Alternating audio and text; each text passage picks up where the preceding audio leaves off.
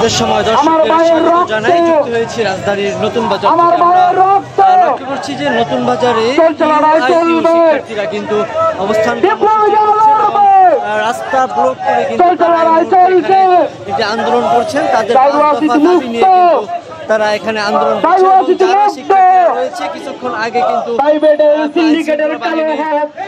তাদের উপরে লাঠিচার্জ করেছে এমনকি আমরা লক্ষ্য করেছিলাম। এবং যেমনটা আমরা দেখতে পাচ্ছি যে শিক্ষার্থীরা কিন্তু এখানে স্লোগান দিচ্ছে এবং তারা কিন্তু অবস্থান কর্মসূচি পালন করছে। এবং কি রয়েছে তাদের এই 5 দফা দাবিতে আমরা একটু তাদের কাছ থেকে জানার চেষ্টা করব। আন্দোলনটা হলো আমাদের ইউনাইটেড ইন্টারন্যাশনাল ইউনিভার্সিটি থেকে 26 জন শিক্ষার্থীকে 39 জন, সেখান থেকে 26 জনকে পার্মানেন্টলি বহিষ্কার করা হয়েছে। তো সেটা নিয়ে আমরা এখানে শান্তিপূর্ণ আন্দোলন করতেছিলাম। তার মধ্যে আমরা কলেজ অথরিটির সাথে কথা বলতেছিলাম।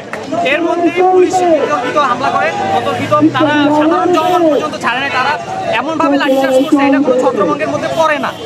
তো আমরা সেই প্রতিবাদী এখন আমাদের বাকি ভাইয়েরা তাদের মানে কলেজ অথরিটি এমন একটা সিস্টেম করছে, তাদেরকে এখন মিড টার্মে ফেলাইছে, পরীক্ষা না দিয়ে উপায় নাই।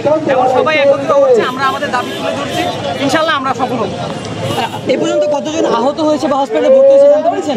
3 জন, তার মধ্যে একজন আপনি এখানেই দেখতে পারবেন, যিনি আমাদের স্টুডেন্ট না, পথচারী, তাকেও অতর্কিত হামলা করা হয়েছে।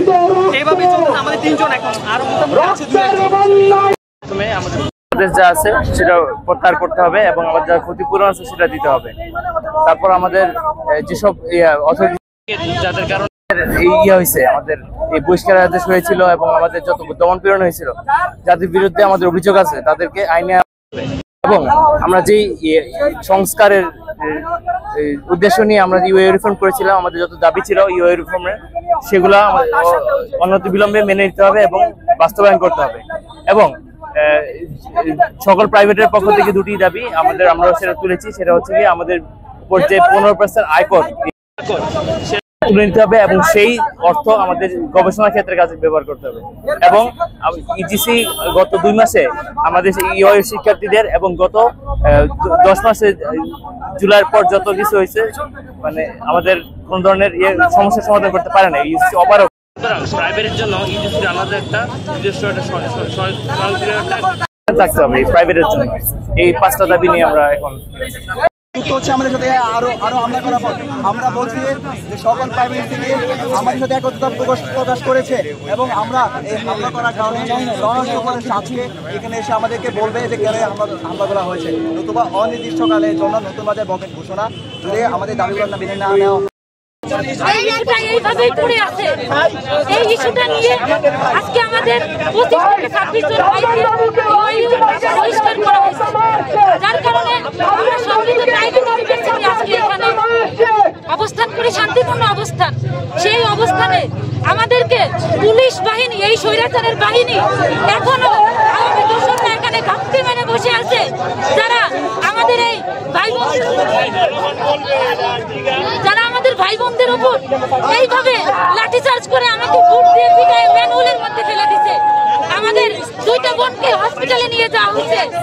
এই জুলাইয়ে আমরা প্রাইভেট ইউনিভার্সিটি, আমরা তো কোনো কিছু প্রতিদানের জন্য মাঠে নামি নাই, আমরা এইভাবে রক্ত দিলাম। আজকে 10 মাস পরে আমাদেরকে আবার রক্ত দেওয়া লাগতেছে। এই রাস্তাতে কেন রক্ত দেওয়া লাগতেছে ভাই? এই পুলিশ প্রশাসনের আমরা সংস্কার চাই। আর ইউনাইটেড গ্রুপ এখনো কেন এই বিষয়ে সমাধান দিতে পারলো না? যার কারণে আজকে 10 মাস পরে আমাদের আবার এই মাঠে আমাদের রক্ত দেওয়া লাগলো।